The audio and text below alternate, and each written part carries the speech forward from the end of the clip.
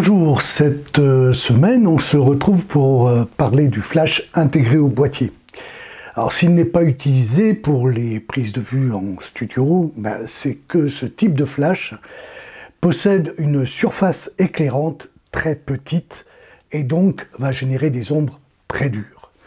Le deuxième défaut de ce type de flash est qu'il est, de par sa conception, dirigé toujours face au sujet, et enfin que sa puissance est assez limitée.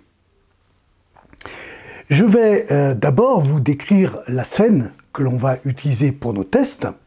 Alors elle est composée d'un fond brique sur lequel j'ai posé le Color Checker Passport pour que l'on puisse mesurer correctement les différents réglages que l'on va faire. Avant toute chose, mais surtout en packshot, il faut prendre une mesure de la lumière ambiante. Donc je vais régler ma cellule sur 100 ISO et je vais prendre une mesure. Pour réaliser ce type de photo, il ne faut pas de lumière extérieure. Je vous conseille donc de fermer les volets si vous en avez, afin de pouvoir contrôler la lumière dans le studio. Il faut prendre une mesure pour tenir compte de l'éclairage continu dont j'ai besoin pour la caméra. Voilà, et là, qu'est-ce qu'il me donne ? Un 4 à 1/30e. Donc ce que je vais faire ici, c'est je suis en mode priorité à l'ouverture.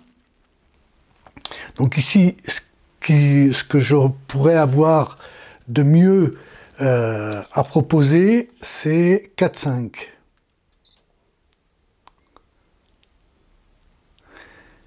Et à 4,5, il me donne 1/60e de seconde.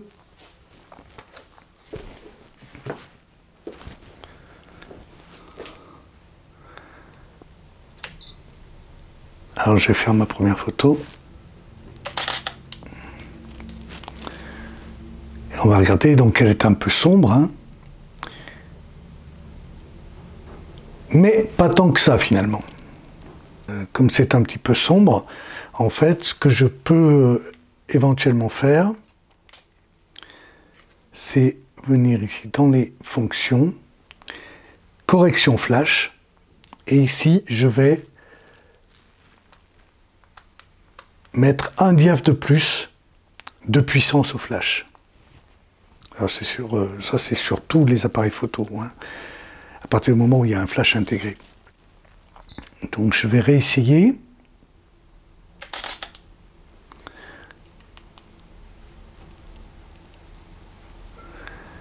Voilà, alors je vois que on est encore un peu sombre, hein. On le voit essentiellement ici.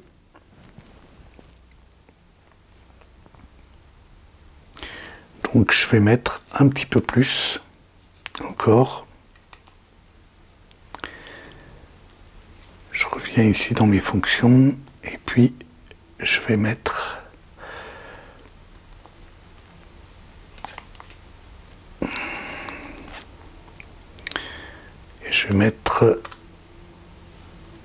plus de diaph au niveau du flash.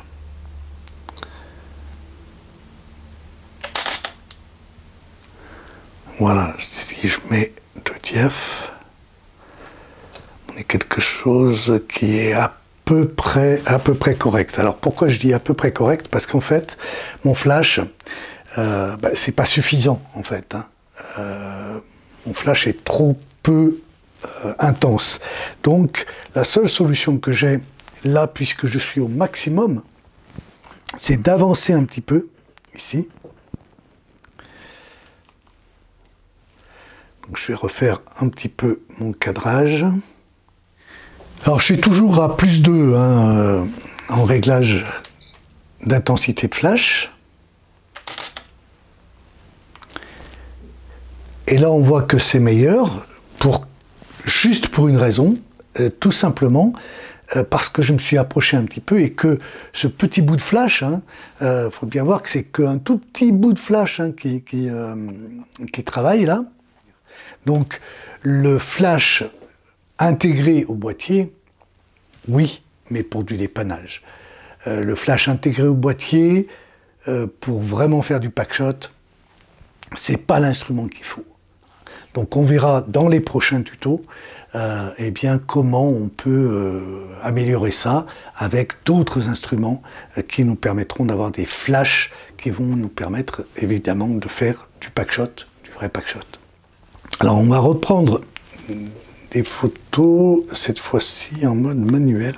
Je vais prendre une mesure flash. Ça c'est. Je vais faire donc un premier essai. Voilà, donc il me dit au 1/125e 5/6.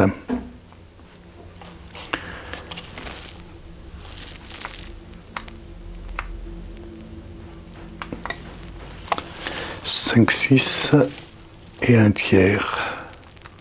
6/3 donc. 6/3 au 125e. Et on va regarder.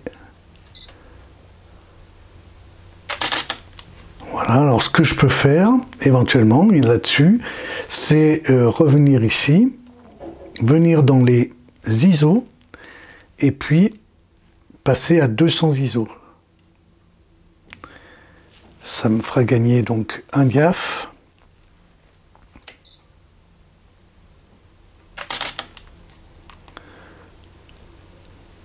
Et là, je suis un peu meilleur. Donc maintenant, si je me mets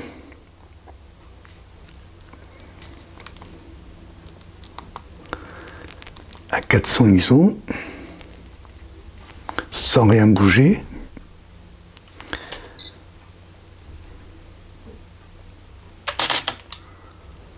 voilà, ce qui va me permettre du coup de peut-être venir ici et diminuer mon flash à +1.